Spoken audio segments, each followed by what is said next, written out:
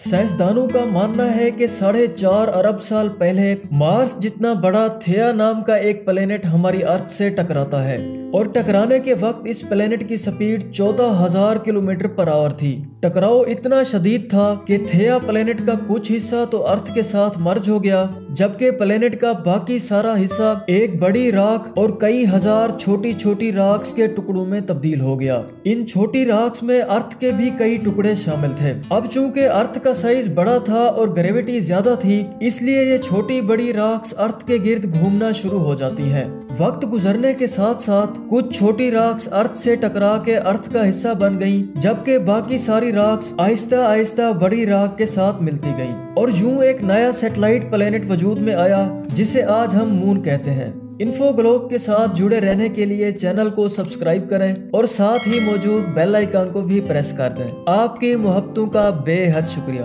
नाज़रीन, रात के टाइम मून हमें चमकदार तो नजर आता है, लेकिन ये लाइट दरअसल मून की सरफेस पे सूरज की तरफ से ही पड़ रही होती है और इस लाइट का 12% मून की सरफेस से रिफ्लेक्ट होके रात के टाइम हमारी अर्थ पे पड़ता है। लेकिन आप जरा इमेजिन करें कि अगर हमारे मून की जगह सोलर सिस्टम का कोई और प्लेनेट हमारी अर्थ का मून होता तो क्या होता। शुरुआत करते हैं सोलर सिस्टम के सबसे पहले प्लेनेट मरकरी से। मरकरी हमारे सोलर सिस्टम का सबसे छोटा और सूरज के गिर्द सबसे करीब ऑर्बिट में घूमने वाला प्लेनेट है। ये प्लेनेट सोलर सिस्टम के बाकी सब प्लेनेट से तो छोटा है, लेकिन मून के साइज से काफी बड़ा है। और अगर मून की जगह मरकरी हमारी अर्थ के गिर्द घूम रहा होता तो रात के टाइम अर्थ पे इतनी रोशनी होती जितनी सुबह के टाइम सूरज निकलने से आधा घंटा पहले होती है। चूंकि मरकरी का एरिया मून की निस्बत ज्यादा है, इसलिए मरकरी सूरज से आने वाली रोशनी मून की निस्बत 22% ज्यादा रिफ्लेक्ट करके भेजेगा।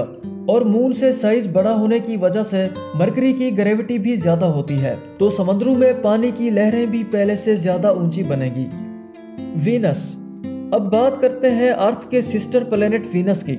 वीनस साइज में लगभग हमारी अर्थ के बराबर ही है। अगर वीनस हमारे मून की जगह होता तो सूरज से आने वाली 60% लाइट जमीन पे रिफ्लेक्ट करता और रात के टाइम जमीन पे इतनी रोशनी होती जितनी दिन को घने बादलों के दौरान होती है।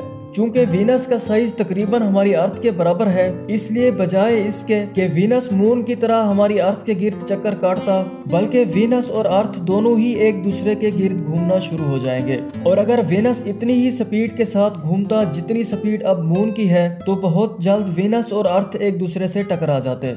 मार्स। नाज़रीन, मार्स साइज के लिहाज से मून से डबल और अर्थ से आधा है। अगर रात के वक्त मून की जगह मार्स होता तो हमारी अर्थ पे रात के टाइम चारों तरफ रेड कलर की ही रोशनी होती। और चूंकि ये मून से साइज में डबल है, तो इसकी ग्रेविटी ज्यादा होने की वजह से अर्थ के समंदरों में पानी की लहरें भी पहले से डबल ऊंची बनती और यूं समंदर के साथ मौजूद सिटीज पानी में डूब जाते। मार्स पे मौजूद हमारी यूनिवर्स के सबसे ऊंचे माउंटेन ओलंपस मांस का निशान भी आम आंख से देखा जा सकता।